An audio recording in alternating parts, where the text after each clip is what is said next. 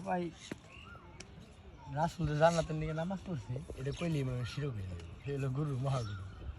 সে 63 বছর জিন্দগি কাটাই আছে, ভূপৃষ্ঠে কোনোদিন আদর এসে কারোর রিয়ে নাই ভাই। তাহলে কত রাসূল সাল্লাল্লাহু আলাইহি সাল্লাম হাবিবুল্লাহ নেই, আপনি কি যাবেন? এর হাবিব আল্লাহ তো পাঠাইছে আমার, আপনি কি আপনার রুহটা কি নিয়ে যান না নিমুনে?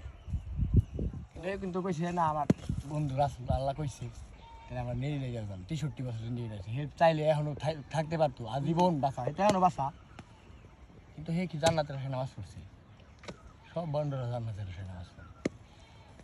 কে? আল্লাহর ভাই লাগে জান্নাত মান্নাত দেখি আমার আল্লাহর দরকার।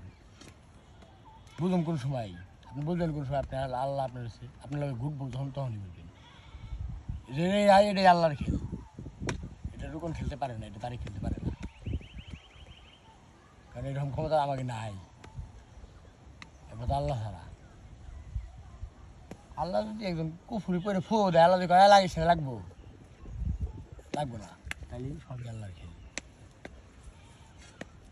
ভাইরাল তো এই যাবো ভাই সুফিদের কথা নিয়ে ভাইরাল আইডির ইচ্ছা তারিখে